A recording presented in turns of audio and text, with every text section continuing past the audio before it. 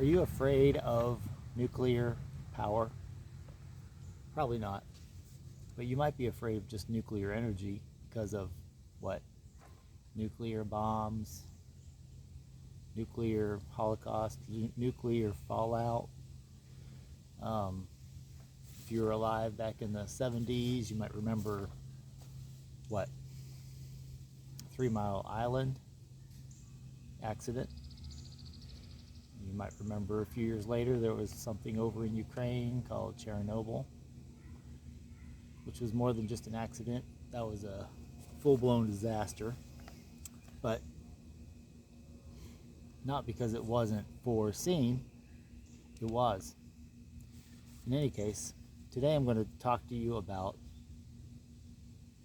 rental cars that are EVs, electric vehicle rental cars. What does that have to do with nuclear power? You wait and see.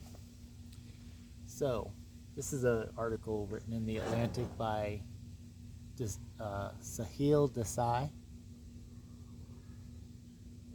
on June 16th, so it's pretty recent, called "Car Rental Companies Are Ruining EVs.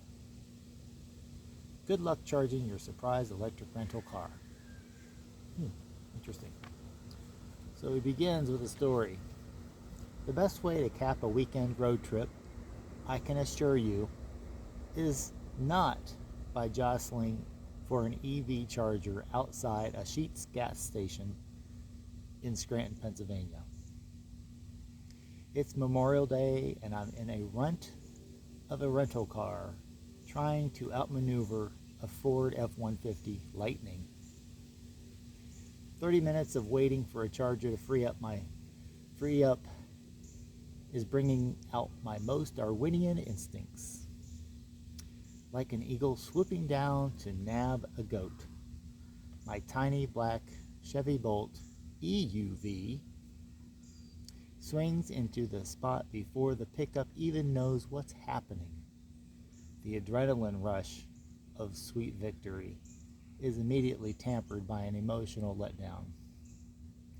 My car needs an hour of charging before it's ready to go again. I didn't ask for any of this. 3 days earlier, I had booked Hertz cheapest option. In this case, the manager special. Have you guys ever been there? Assuming I'd end up with a forgettable sedan. What I did not consider was an electric car. Sorry, it's all we have, the man at the Hertz counter in downtown Brooklyn said as he handed over my keys. With no forewarning, no experience driving an EV, and virtually no guidance, what was supposed to be a restful trip upstate was anything but. Just a few hours of highway driving would sap the battery, leaving me and my friends scrounging for public chargers in desolate parking lots, the top floors of garages, and hotels with plugs marked "for guests only." It was a crash course in EVs for 4 people who had never heard of CCS versus CH Ademo, the 80-20 rule, and level 3 chargers. Maybe the same thing will happen to you, if it hasn't already. After my disastrous weekend, I talked to 3 rental car experts. All of them were familiar with the phenomenon of the surprise EV, a result of how much the industry is leaning into electric cars. Only 4% of Americans own an EV. But Hertz plans for a quarter of its fleet to be electric by the end of next year, 2024. Has this ever happened to you?